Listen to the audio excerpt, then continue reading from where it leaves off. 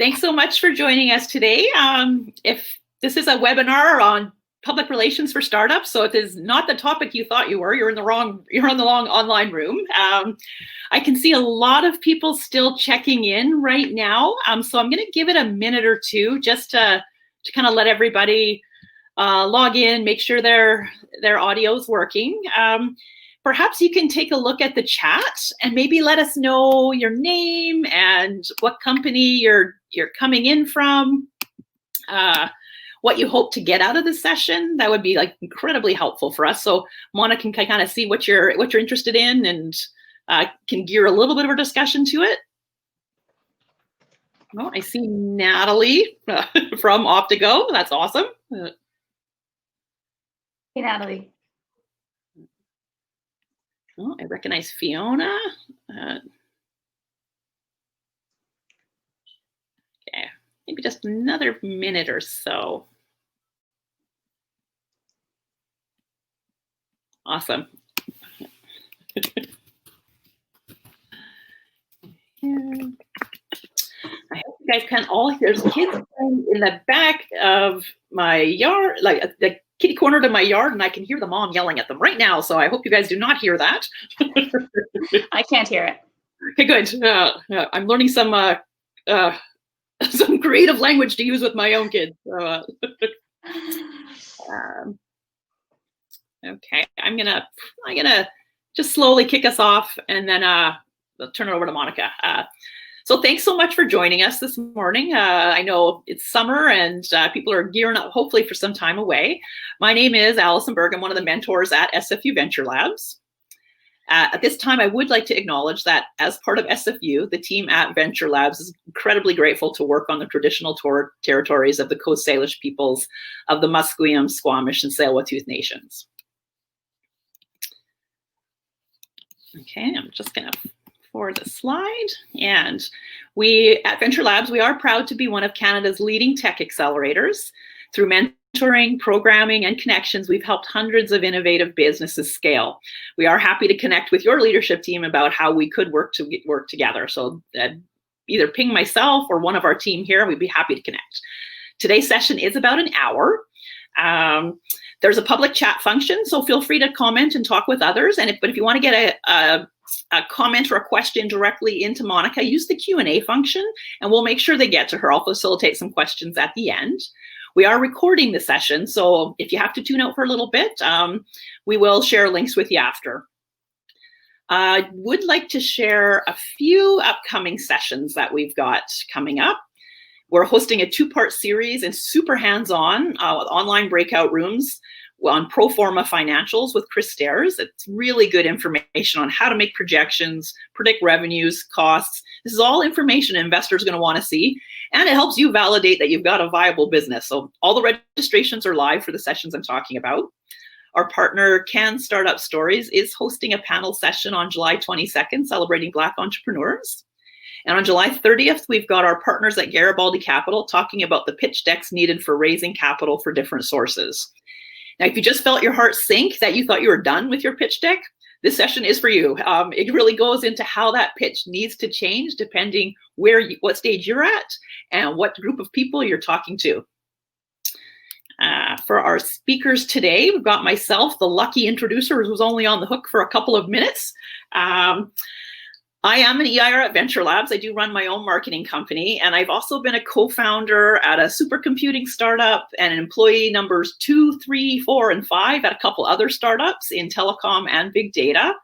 I've been through 2 very successful acquisitions, which were not only due to the value proposition of the company, but a very successful PR strategy where we cultivated relationships with key analysts in our space, positioned our executives as thought leaders. We had them out speaking and writing articles, contributing to forums. We very selectively determined which trade and media publications and mainstream publications we wanted to hit. And then we really crafted messages that resonated. Now, I've had the pleasure of knowing our featured speaker, Monica McMcahen, for a number of years. She's currently at National PR, which is a leading PR firm in Canada. She joined National this year, bringing many years of experience leading marketing and PR for tech companies. She specializes in digital marketing and maximizing impact on limited budgets. which, as a startup, we know that's the reality you're facing every day. She focuses on integrating PR, marketing, and digital strategies into a cohesive business strategy. Most recently, she was the director of marketing at Optigo Networks, which is also out of VentureLabs. And they are a tech startup providing software solutions for smart buildings and the building automation industry. In her role there, she focused on brand building, thought leadership, and lead gen, all while working directly with customers to understand their needs. She also worked at SnugVest, so she really knows what it's like to do marketing in a startup.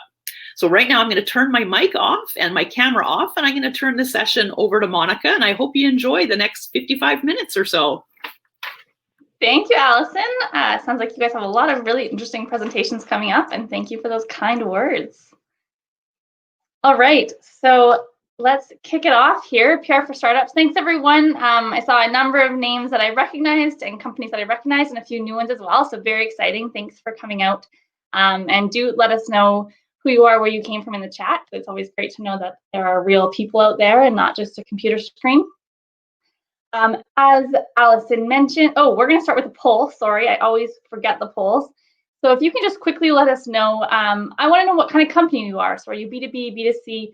This really impacts PR and all the marketing you do. So that will kind of help me tailor this presentation a little bit more. So take a minute to do that.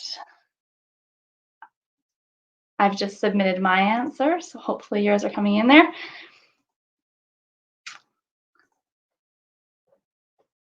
All right, and as you're answering that, I'm just going to go through the agenda. So I'm going to do a quick intro. Go talk about what is PR. So there are lots of different definitions out there, and we're going to kind of talk about what we're going to talk about today. What's newsworthy? What does it mean for startups? What's newsworthy for everyone else is not always the same for startups. And then how does it actually work, the nuts and bolts of it, and when you should work with a PR firm. So that's what we're going to be going through today. A little background on me. Allison already covered it pretty well, but I have a marketing degree. I then worked at SnugVest and Optigo Networks, two VentureLabs companies. So I know VentureLabs very, very well, and both startups. So I was the first marketer at both companies, have a lot of experience having low budgets and needing to make a big impact quickly. So I do understand where you are coming from. Now I am working at National PR, a bit of a different angle on things. We are a communications consulting firm. So we are here to help companies craft their message, really figure out what they need to tell the world, and how to make an impact quickly. Often it takes us, when companies have first been started, it takes 5 minutes to get to the point of what you do, and we can really help hone that down into something quick and get your point across. We also do government relations. So for those of you wondering what that is, a great example is when coronavirus first hit, there's all this talk about what's the list of essential services in BC going to look like? And so companies are coming to us saying, can you help us have conversations with the government about our services and what that's going to look like? We are lucky in BC, we didn't get hit too hard, but in some other provinces that made a really big impact on the companies and their ability to survive. So that's one example of government relations. There are tons. We also do integrating comms with marketing. So this is really where I fit in and where I come from, as Allison mentioned. Communications doesn't live on its own anymore. Media doesn't live on its own anymore. It's become this really integrated piece of the marketing team. And we are going to talk more about that today. And then, of course, media relations. And that is a big chunk of today's presentation. So I won't dwell on those two, but I wanted to give you a more holistic idea of what our agency is, but also what a communications agency can look like. One of the cool things about National PR is that we have a sister agency in the US, as well as other brother and sister agencies around the world. We are owned by a parent company. And so we have these really great relationships with particularly Shift in the US. So from the tech world, a lot of the work that my colleagues and I do in tech, we work really closely with our San Francisco office. And so if you are looking for, when I was at SnugVest, we really struggled. We wanted to get into the big American media because, like a lot of startups in Vancouver, the US is our target market. But you also, it's hard to just find an agency in the US, and who do you choose and how do you build a relationship with them when they're in Pennsylvania? And so we've kind of tried to bridge that gap by being a BC-based company with our offices across Canada as well, and our sister agency in the US. So that's enough about us. Moving on to what is PR. You may think you know, and this is going to be my test for you. But maybe first we can see the results of that poll. I'm not sure if we can do that. I'm not sure if I can do that. Okay, maybe we'll leave that for now. What is PR? So public relations is really this idea of building and cultivating your reputation, your being a company's reputation with the public, and that is through unpaid and earned means. So traditionally, I think a lot of people think, oh, PR, media, getting news stories, and media is absolutely part of PR. But it's more than that. It's about the entire reputation, and that's where I talked earlier about government relations. Social media does actually fit under the PR umbrella when we're talking about the organic side of social media. In-person engagements, anything that will help you craft your message and your reputation as a company, that fits under the PR umbrella. But it has really, really changed over the last, well, it has changed over the last 30 years, it's changed over the last 5 years, and it's changed over the last 6 months because we live in a crazy world. So back in the day, you had these huge newsrooms. They were selling newspapers all over the place, so they had budgets to hire lots of journalists. We used to be able to actually call a journalist and pitch them verbally a story. Or you'd have your consumer packaged goods companies would send them physical packages, and they'd go, oh, awesome, these Cheerios are good. I'm going to write a news story about Cheerios. You would even be able to set up in-person meetings with editors. This is absolutely unheard of now. Media does not want to take your phone call. Very occasionally, we'll follow up with them on the phone, and they do everything they can to not take phone calls. They do not want to meet with you in person. They don't have time. And a lot of this is due to our shrinking newsrooms. Most of us don't pay for media anymore. Some people still have a newspaper subscription, or maybe your full office gets one newspaper, but we're getting our news for free on the internet. And so there is less and less budget for journalism, and these newsrooms are smaller and smaller with more things to cover. It's getting a lot harder to get into the headlines. And so we don't mail them things. We don't get meetings with them. We don't get phone calls with them. We do things via email. And along with that, we have this whole sphere of other things that are combined with the traditional news media. So we've now got this whole world of blogs, which aren't media, but they kind of can be earned. There are some out there that act like media. Really just anyone can start their own media to some degree. I mean, not just anyone can start the Globe and Mail, but there are all these websites popping up.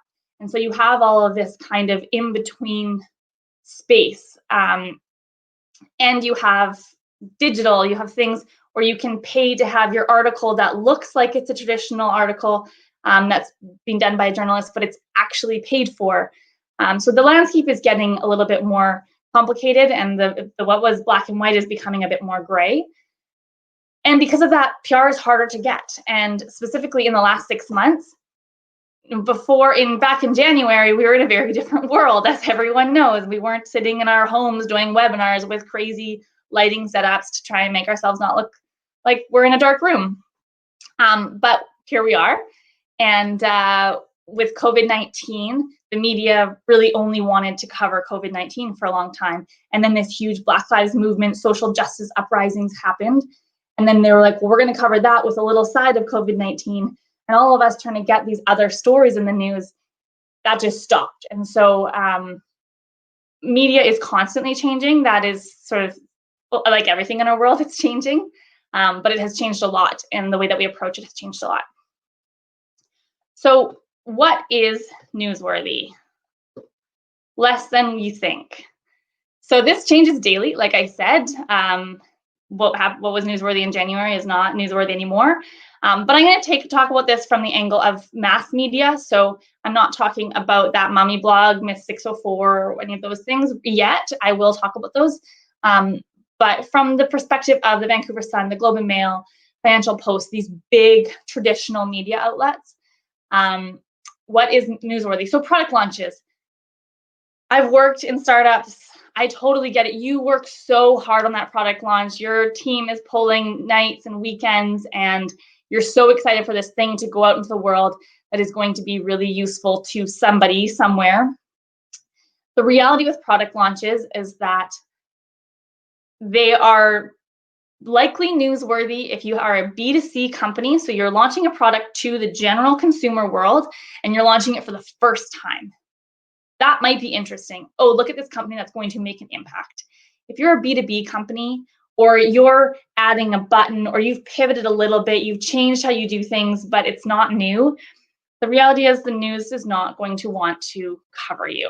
So I know a lot of people get excited about wanting media around product launches, but it is not the most newsworthy thing. And I mean, look around at your newspapers. How often do you see this company came out with the newest version of their router or their fancier button on this thing, right? We don't see it in the news. We might see paid stuff around it, but you don't see it in earned media. Raises. So raises can be a really good media option. They can definitely be newsworthy. One of the challenges for startups is that big raises are what the media wants. They want large amounts of money and they want to know how much money. They don't care, oh, your company did a raise. Great. They want to know this company raised $50 million. So Unbounce recently did a big raise and they had a big announcement and they got quite a bit of media for it because they announced that they did, I think it was a $56 million raise. And so the media will get excited about that. They disclose the number. That's something that media will like.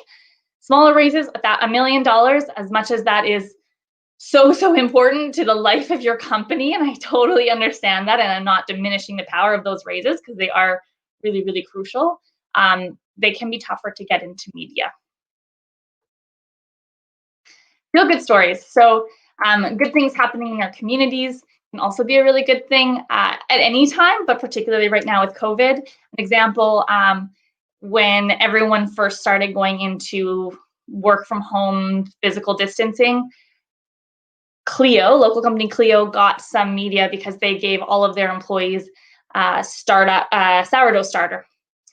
So that has nothing to do with legal software, which is what they make, but it was a feel-good story. And so that got them in the news. Other examples are things like big hiring. So this company is going to hire 200 employees by the end of this year in Vancouver or in X city. Again, you're probably not going to be doing big hires, but it is an example. So those types of stories, they're not, I don't want you to go away and be like, oh, feel good stories, I should publish my my case study. It's not necessarily those, it's more of things that are doing good work in the community that are going to benefit the community and will make the city that you are pitching in feel good. The key thing with all of this is that it is all about timing. B2B typically is a lot harder than B2C because what impact are you having on the everyday consumer who's going to pick up and read the Globe and Mail? If you're a B2B company, it can be hard to make that connection. It can be a bit too distant. And even if it is something that's exciting, so a timing example, early April, right when everything kind of became a big deal in British Columbia from coronavirus, we had a client who wanted to pitch. He had procured 5,000 masks and was donating them to the hospital and said, hey, is there any media opportunity around that? We went, absolutely. We got him quite a few stories locally here, Daily Hive, Tri-City News. They covered it. It was really exciting. It was a big deal. Nobody could find PPE. People wanted to hear about that. About 6 weeks later, we had a different client come to us with a very similar story and say, hey, we're doing this thing, we're doing this big donation, can you help us get it in media? And we sent it out to media, pitched it, and we actually had a reporter respond, which is rare and very kind of them, and say, we're not doing these stories anymore. We did these big donation stories at the beginning, but that's old news. Everybody who can should be donating and supporting their community, and we're not doing those anymore. And so very, very similar story. and should have been, we could have switched the day that they were pitched and they would have had the same results or the opposite results. But just the timing meant that one did really well and one completely went nowhere. So the challenge with timing is that you can't always foresee that. Sometimes you can't. Like, we had a bit of an idea that this the second one wasn't going to do quite as well. But it's media. You don't know if you're going to announce your big $50 million raise, or maybe you're announcing a $3 million raise, which is still great and could still get some Vancouver coverage. You might announce it on the same day that there is a huge tragedy or a big breakthrough in coronavirus numbers or a surge, and you won't know until you've launched it and that other thing happens, and then your media space, you might get bumped. It might not happen at all. So that is the joy and the curse of media. You are at their whim, and until the story is published, there's no guarantee that the story will get published, no matter how much they've talked to you and interviewed you and made it seem like it will get published. So what does this mean for startups? I get that a lot of the things I've talked about, hiring 200 people, big raises, are maybe not the most relevant to startups. So before I dive into sort of the different pieces of it, we're going to try another poll. Hopefully we can see the results, or at least I can see the results of this one, but we'll see. So I just want to know, which of these are you doing or have you done in the last year? You can select as many as you are doing. So writing press releases, sending press releases, paid ads, webinars. I guess I should select that one since I'm currently doing one. Social media. Okay.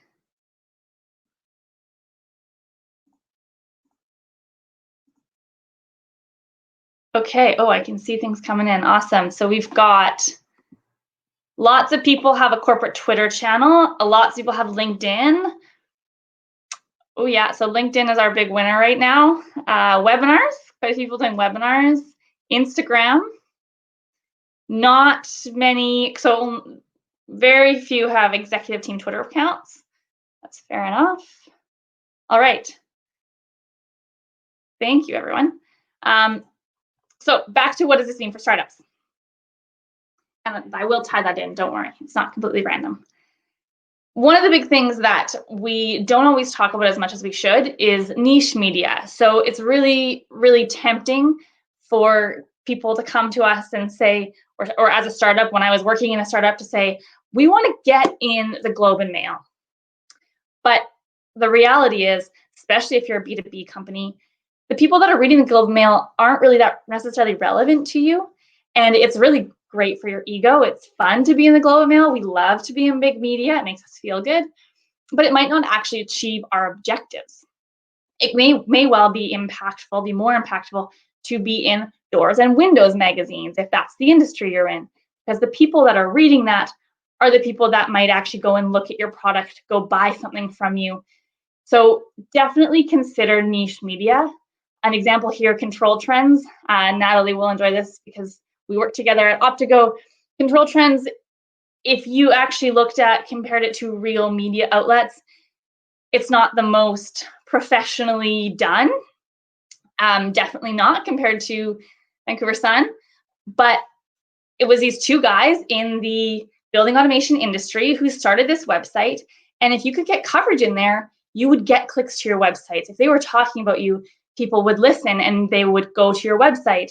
And so in a lot of ways, although definitely not as good for your own sort of excitement, for the business, it was just as impactful. And the great thing is that these are actually oftentimes easier to get into because they have a much narrower field that they're covering, and they might actually care about the new button. They might care about the new version of your sensor. So do not discount niche media, and you as a startup should probably be looking at trying to build some relationships with these niche media outlets that are really, really specific to your industry. So BetaKit's a great one for startups in Vancouver. But again, like Agri-Investor, if you're an agriculture startup, you should probably be trying to get into that one. The most important thing with all of this is that it is part of an overall plan. So you should not be waking up one morning and going, I think think we should try and get an article in the Financial Post. You need to fit this into your overall marketing strategy. What is the greater objective for your company? Of course, your company objective is to make X dollars, probably, if you are making revenue. Your pre-revenue, that's a whole other story. But beyond X dollars, how are you going to get there? Do you need new leads? Do you need people to hear about your brand?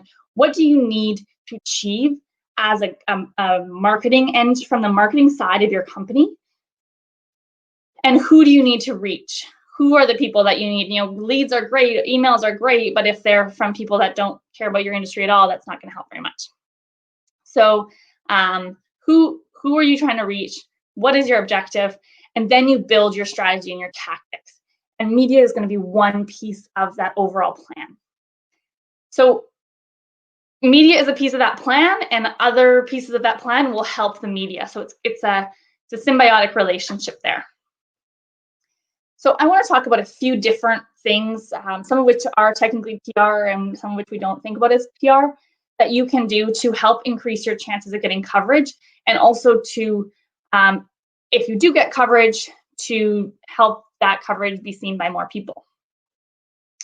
One that obviously we talk about social media a lot, everybody knows about social media, but one thing that we don't talk a lot about is executive Twitter, executive accounts on Twitter. And I could see from our poll, we had 1% of people have executives with Twitter accounts. Now, I'm not telling you go get everyone in your executive team to open a Twitter account, because that's a lot of work. Having a Twitter account, having any social media takes a lot of time. So it may not be the right thing for you. But when I worked at startups, we always are kind of like, we're on Twitter. We'll stay on Twitter because we don't want to get rid of our account. But I don't really see the value. One thing that I've learned in the last few months working for a communications agency, Twitter is where media is. They spend their time there. They look at their stories there. They post their stories there. And so if you want to try and build a relationship with the media, or at least be around that more, you need to be on Twitter. You need to be following journalists that are relevant to you. So don't just follow every journalist under the sun, but follow journalists that are talking about technology, financial raises if you're doing financing. Follow the media that's relevant to you. React to what they're saying. Figure out what, as you read those stories and those tweets, you'll get a feel for how they cover things, what they're interested in. And that will really help you figure out what to pitch them. And it will help get your name so that you're not completely unheard of. I'm not saying that you're going to build some fantastic relationship and become best friends with a reporter. And in this day and age, that's not really the goal anyways. But it can help you get a little bit more of a platform if you're on Twitter.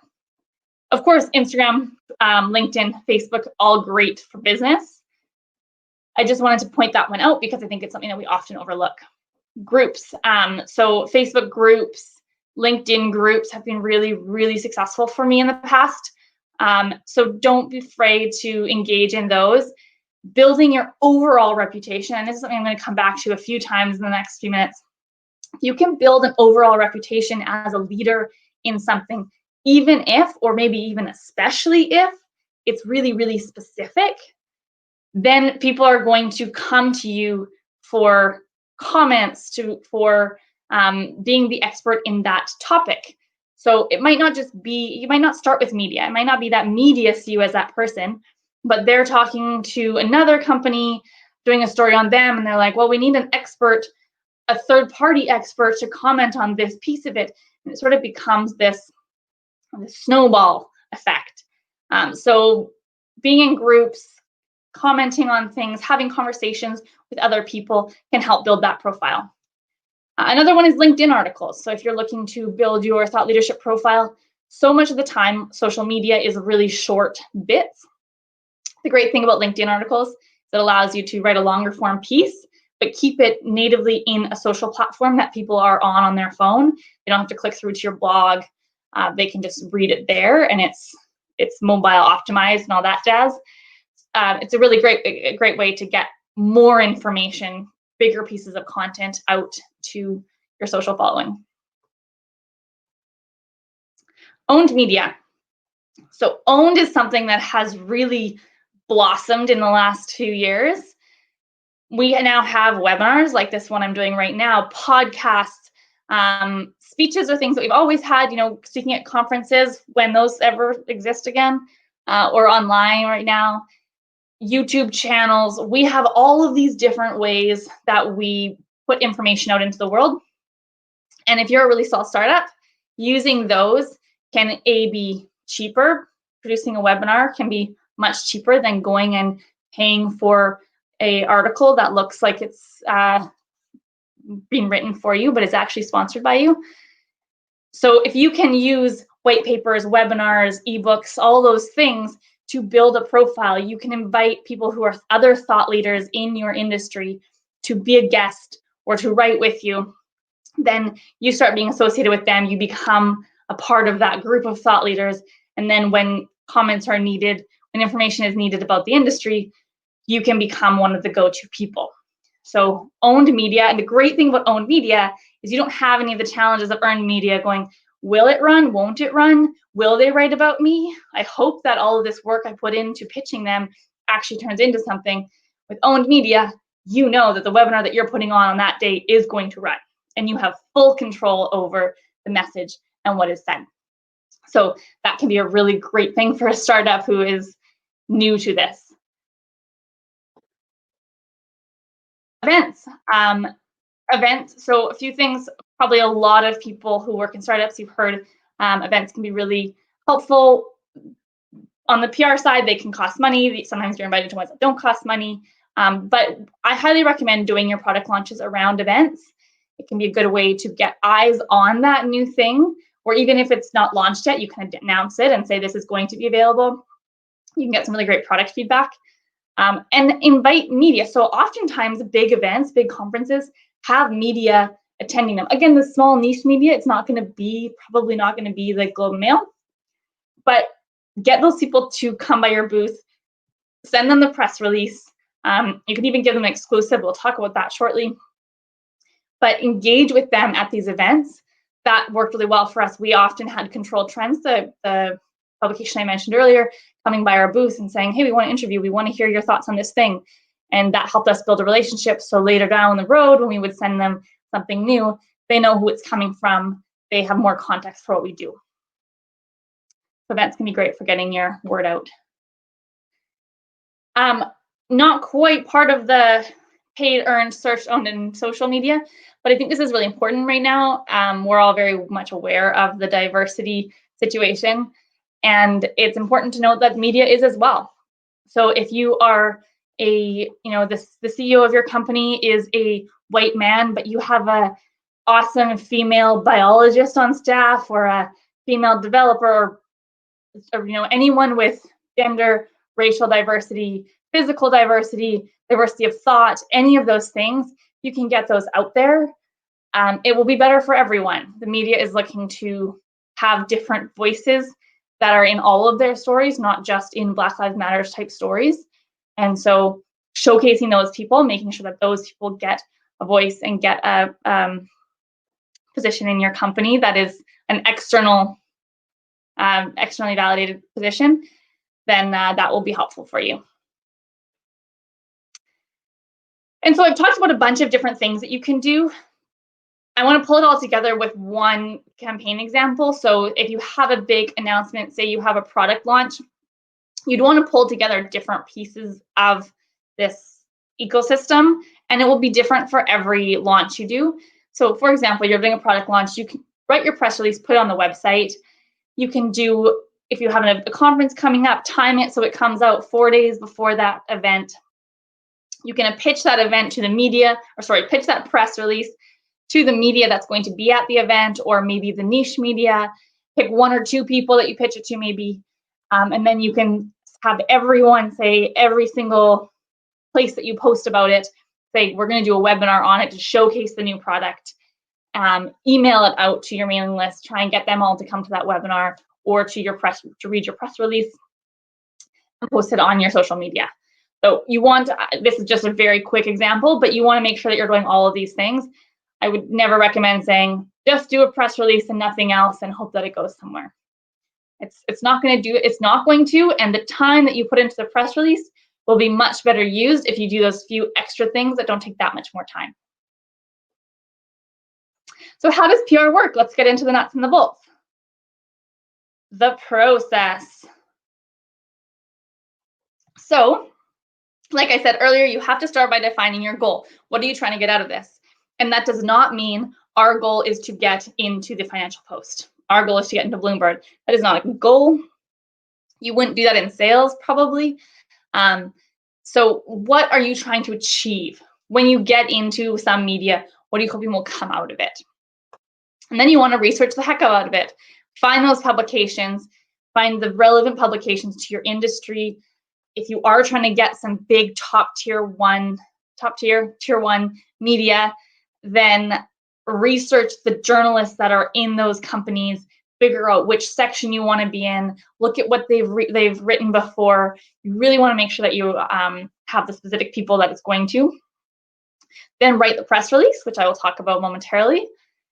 And then you're going to decide if it's pitch worthy. So a pitch is basically when you sending that press release to journalists, and it's not always worth it. I think a lot of people think, oh, I did a press release, I have to send it out into the world. You don't always have to. You can post it on your website and call it a day. And it's important as a startup. I think it is important to have a section on your website that has those press releases. One of the things that we are always trying to do in startups is make ourselves look bigger than we are. And this can really achieve that. You look like a TELUS, you look like a big company that has all those press releases. So absolutely post it on your website, but you don't have to send it to journalists. You don't want to be sending things that are not going to be exciting, like that new button on your product, to journalists and have them go, oh man, I always get garbage from Monica McMcahen. I'm never going to open her emails. You want to make sure that when you do send something, it's really good. And then we're going to decide if it's going on the wire. And I'm going to talk about that separately. Press release. So in a press release, there are tons and tons of articles online of how to write a press release. So I'm not going to talk about every single thing that you need to know. But the key thing with a press release is that nobody really loves reading the entire press release. They're going to get about maybe the headline and maybe into the first paragraph. 90% of your readers will get that far. So depending where it's posted. So you need to have a catchy headline. You need to have something that people are going to read and go, oh, I want to not move on to the next press release. I want to stop and read this one. This one is interesting. And then you need a strong hook. So they've got past that headline. Now they're into the first sentence. You need to say a bit more to go, whoa, I was right to keep reading. This is super interesting. I need to know everything. And that is those two things are make or break for a press release. The rest is important. There's a very standard sort of way sections in a press release, but you need to hook them in right from the get-go. And that is one thing that professionals will help you with. That is, it can be really, really hard to do, but it's important. So then once you've done your hook, you're going to move into, typically there's a section with a quote. And one thing that I have found in my time, if you go to the CEO and say, hey, can you give me a quote on this product launch? They're going to be like, it's super exciting. We can't wait. And that's not a great quote. So if you are writing the press release, think about how can we use this quote to give more information. We don't have a lot of space. How can we use it to show that we're excited, but also give more information or context or comments that only the CEO or only the product manager can give, make it something unique. And then you can go to that person and say, how do you feel about this, and craft it with them, but use the context of the press release to build out a good statement. Don't just throw something sort of boring and bland in there. Then you want to add more context specific to this story. And then at the end, there's a standard way to do the about and your company description. So I would recommend looking that stuff up online to make sure you have the right format. But that stuff is easy. Formatting is easy. That hook, that's the key. That's what you need to focus on. So what do you do with the press release? I mentioned earlier, you put it on your website. some websites, some people will do a section for the press releases and then write a more digestible version for the blog. Other companies will just put the press release on the blog. There are different ways you can do it depending on your resources and how your website's laid out. You can give an exclusive, and this is something that's kind of cool for startups, especially if you have some niche media outlets. You can go to them and say, I have this story, give them just enough information that they're interested, but not enough that they can write the story without responding to you. So say, I have this story, I have this little bit of information for you.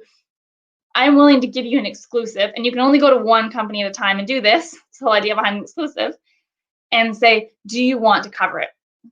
If they say yes, then they have to get back to you. Hopefully they will interview you, and they have the rights to break that story. This is good for you because having one article is often good in a startup. And it also means that reporter now has you have a little rapport with them, and they're going, okay, well, they gave me the exclusive. We gave them something valuable as a reporter. And so they might cover some things in the future. Maybe you give them more exclusives and you build a relationship there. So if they say no, you can say no problem and go back and give it to the next person. But don't do them at the same time. Otherwise, it's not an exclusive if they both say yes. Another thing that another tool that we use is an embargo. So similar idea, you send them a little bit of information, but not enough that they can read the story or write the story without responding to you. And you definitely don't include the press release. You say, I have this story. It's under embargo until July 17th at 9 a.m. And that July 17th at 9 a.m. is when you are going to post your press release. But if the reporter is interested, they'll say, I'm interested. And you give them, hopefully you give them more than 2 days, but you don't always. Sometimes you give them much, much less than that. And that just gives them time ahead of the release to interview you, to write their story, to get everything in order, so that the moment you have a press release, they have their article out and they can be on the breaking news. You can give the embargo, you can embargo it to multiple reporters. You don't want to spray it to every single reporter in the world, but you can do it to more than one, whereas the exclusive is just to one reporter. I mentioned earlier, you want to decide if it's pitch worthy. So exclusives and embargoes are exciting and they're great, but they're only great if you have a real story that people are excited about. So like I said, not everything needs to be pitched. Sometimes you just need to put the press release out there so that the email that goes out and the campaign to your customers who you're trying to get to upgrade their account or something. So you have some backup and legitimacy with them. But not everything has to go to a reporter. Not everything has to try and get a media story. And then the wire. So the wire is an old-fashioned term. It's no longer a wire, but it's back from the days when you would send out a press release. I believe it was over fax. Nowadays, it's just websites. You've probably heard of PR Web, Cision. These are all companies where you can pay them to post your press release. And I'll get to that in a moment. So before we get to the wire, I want to talk about pitching. Oh, what have I done? Sorry, I've messed up my screen. Here we go. So when you pitch to a reporter, the pitch is not a copy of the press release.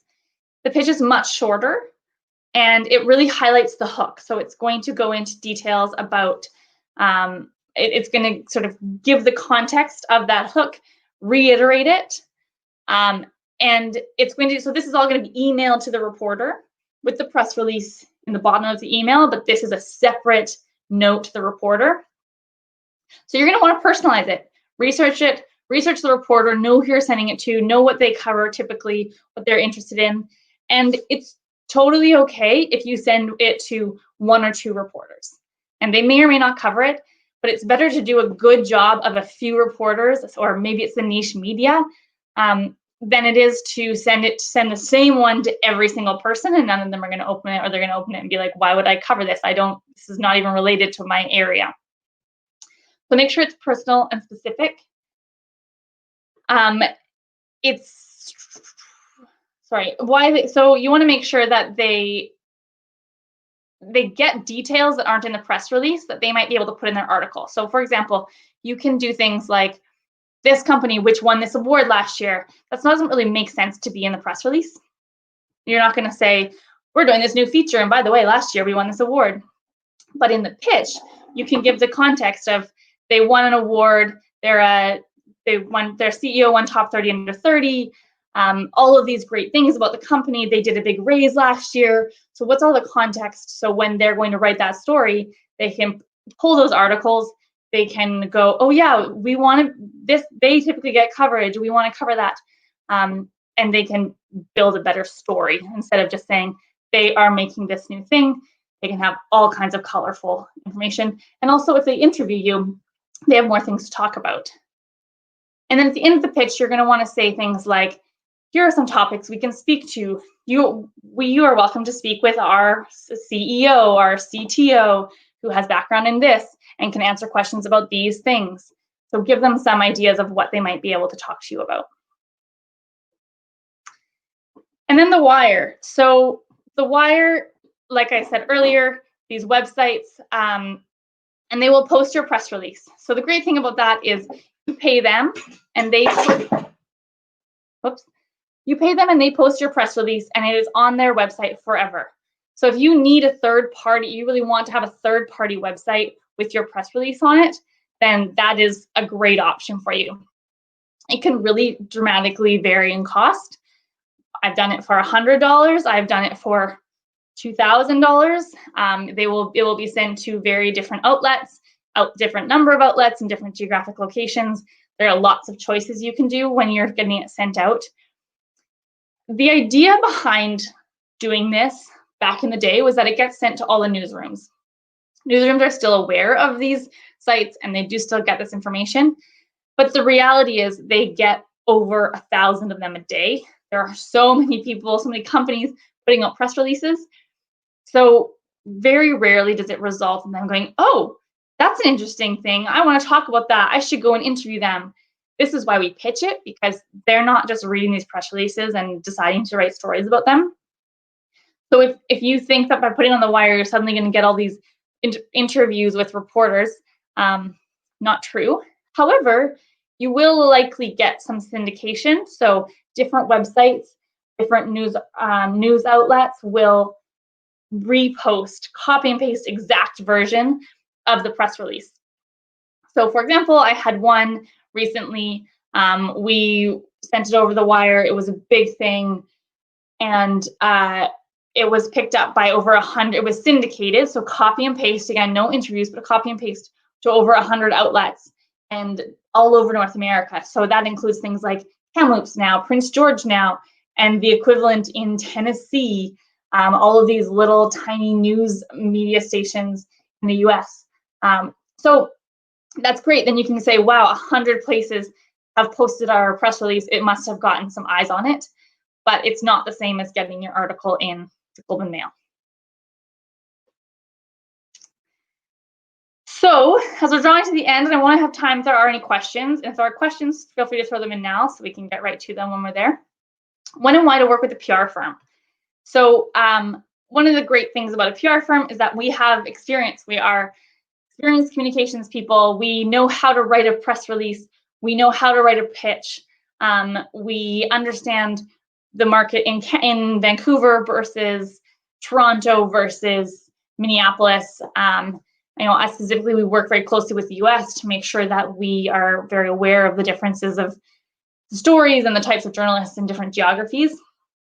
The great thing about an agency is that we're an extension of your team and we can expand and contract to fit your needs. So when you have a big story, we can pull a bunch of people in, get everything done really, really quickly, and then get out of there or have one person continue working on. So when you need that sudden help, it can be really helpful.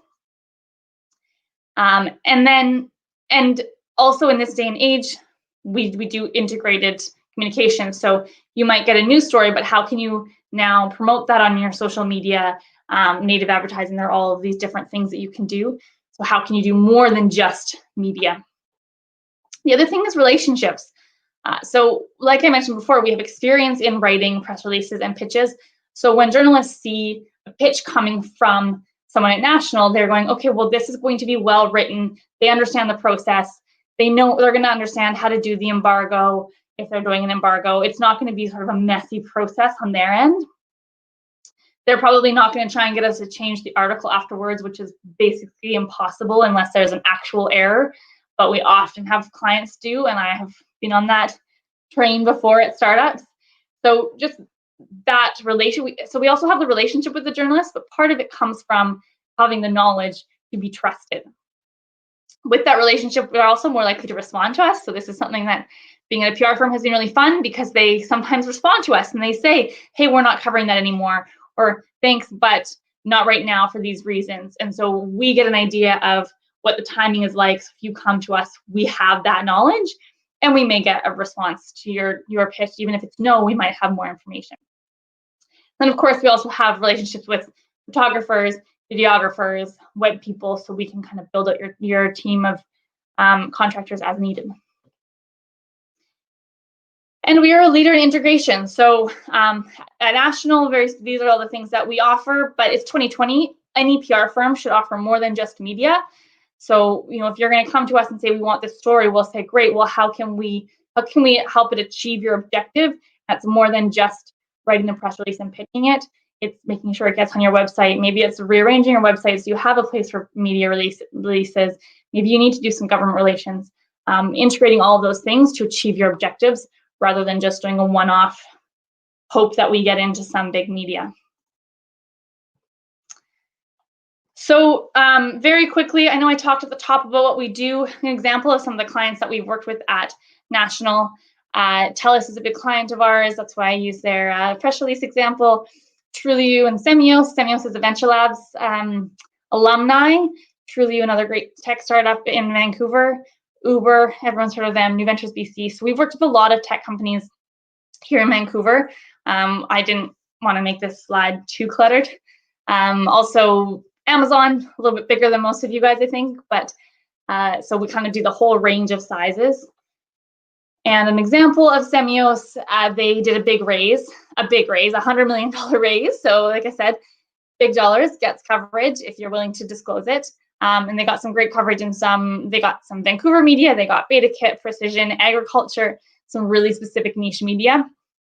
But that means that the people who are reading it actually are interested in what they do. So that's a very quick example, because we are running out of time and I want to leave some time for questions. So if you have questions, you can put them in now, and I'm going to put up this slide of the other VentureLabs opportunities that you can sign up for. Do we have any questions? Yes, I'll go through some of the questions. From Natalie at Optigo, any advice on how to think critically about making a story newsworthy? Oh, interesting. Okay. Always Natalie with the hard questions. Yeah, so I think some things inherently aren't newsworthy. So trying to force something to be newsworthy can be really, really tough. So again, like with product launches, to go and say, well, maybe this can make it newsworthy. It's hard to force it, but really, really thinking about the impact. What impact will this have on everyday people? What impact will those have on our community? If you look around at the things that are in the newspaper, it's what's the government doing? It's what are large groups doing? What's going to change how we live our lives as citizens, not as companies so much, but as citizens. So think about, what are you doing that will impact people, humans, not just the companies you work with, but the everyday person who's reading a newspaper. Okay.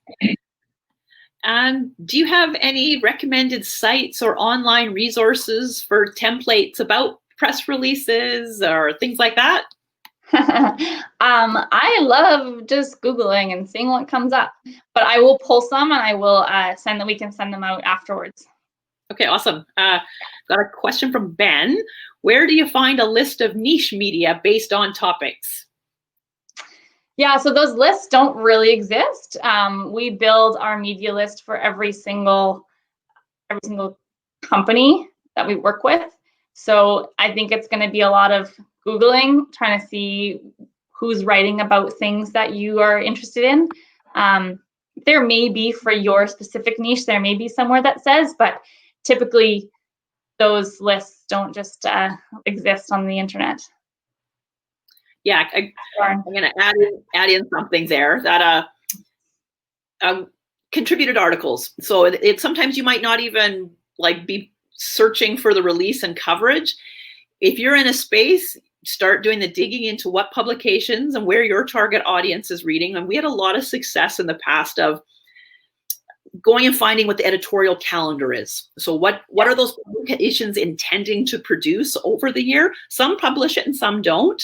And if they do have an editorial calendar, it's a great time to make a pitch to say, hey, we could write an unbiased article that would fit your November publication about maybe how technology is being used in healthcare. And it needs to be super careful that you're not writing a sales pitch, that it's like, and you attribute the authorship to someone that you want to build the thought leadership around. But at certain points, we had an article coming out almost every month in some of our key publications, just by actually doing, because more and more of these publications, unfortunately, are cutting journalists. So if you're willing to contribute meaningful content, you can quite often get coverage by one of your thought leaders, as long as it is not a sales pitch. That's the big thing. And so often people come and they're like, well, how can we include more information about what we do in there? And you can't. If you do that, then you're going to lose opportunities. So totally. But that doesn't mean that you won't have good stuff come of it. It's just it's a longer term play. Yeah. Okay. Ron, how would you bracket a reasonable PR budget for a seed A-stage company entering a new B2B market? So Ron, it's really important that it's part of your overall strategy. So it depends if you think that you are going to have a lot of media worthy announcements. B2B, probably not going to be super successful in your mainstream media.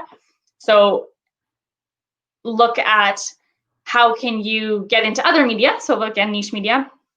Do you hire someone who is on your marketing team, maybe on your 1 or 2 person marketing team, that has some media experience and can do it off their side of their desk? Or do you really double down on the other pieces and then hire a PR firm one time when you have that big announcement? So it's really going to change. I'm not really answering that question very specifically, but it's going to come from the overall marketing budget. And if you have people with these expertise, try and get a feel for what are your other options. So do you want to spend $7,000 on a one-time pitch from media, or do you want to spend $7,000 on Facebook ads to get in front of more customers, or you want to spend $7,000 sponsoring an article in some other outlet? That's a random number that I've pulled out of the air, but look at what that budget can be used for. And there's no right or wrong answer, and there's a reason to do each one in each scenario. Yeah. Well, I'll share a bit of, I was fortunate in my own experience with startups that we knew PR was going to be a big part of our strategy in the early days. And so each of the 3 companies I were at, we ensured we actually had budget for a PR firm. And so we worked with them on a monthly retainer. And what was included in that was they would write up releases for us. They'd do some of our social media. They would research the conferences we were at, help us with our pitching. And some firms will quote you an incredibly high amount. I think we got quite good value for about 8 to 10K a month. I think those figures switch, and there's the on-top costs, because a couple of those ones we did want to go to the wire, and so we had we had to pay on top of that. But it all depends the relationship you structure with the firm. For us, we knew we needed a PR team that had relationships with some of the major tech outlets in the States, because we were a Canadian company. We weren't going to be able to get it on our own. So I hope that helps just as a ballpark. And that was a couple of years ago. I could be out of date.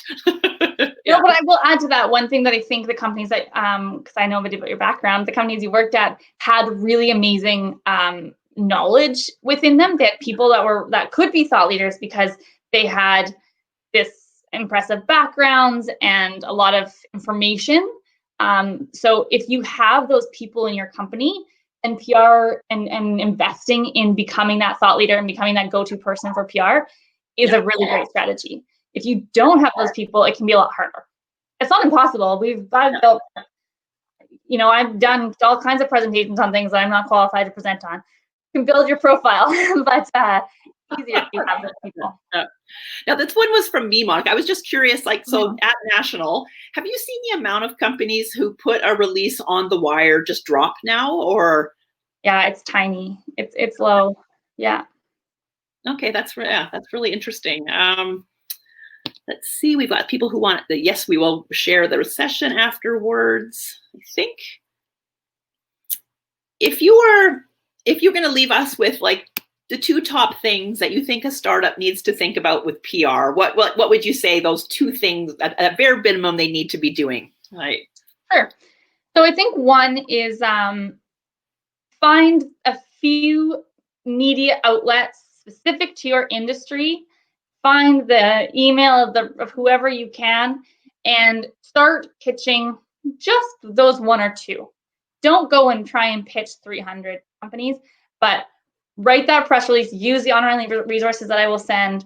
Of course, work with a PR company if you're comfortable. But if you're just trying to dabble in it, pitch 1 or 2 organizations, try and build a relationship with them. And don't try and get in the big guys and spray it everywhere. Just focus on these pitches on a regular-ish basis when you do have new announcements. The second one would be to, this is just a personal pet peeve of mine, but to value the opinions of marketing and communications people in your organization, because I think that's one thing that so often in startups we don't value, and we go, oh, it's okay, I can do communications, I've been talking since I was 1, I can communicate, and it is a skill. It is being able to write that hook, being able to pitch well, understanding this landscape, understanding thought leadership, putting on webinars. It is a skill, and it is a challenging thing to do well. So value that, and whether that's by hiring someone to run your marketing or your communications, or investing in a company, understand that it's not, even though we all see ads everywhere and go, oh, I can do that. Easier said than done. Yeah. It's a trend we see in startups, is that unfortunately sometimes marketing is almost brought into the game a little too late. So yeah, it's like, we've built this thing, now go sell it. Yeah. And then we go, oh, but actually nobody wants it. It's really hard to sell it now. Yeah. And we will follow up. There's a question here if they can have contacts with us after the webinar. We will ensure that our contacts are available. We're able to chat with you about PR and stuff in general. I want to be respectful of your time. It's 12:03. So thank you for giving us your time. Monica, thanks so much for your expertise. As always, it doesn't matter even if I've been doing this for a long time, every single thing I tune into, there's always a gem that, I think I could do that better. I hope we all adopt that learning framework. There's always something we could do a slightly bit better. So thank you so much, Monica. We'll chat a little bit after. And to the audience, thanks so much for supporting VentureLabs and coming out to the session. We're gonna turn it off now.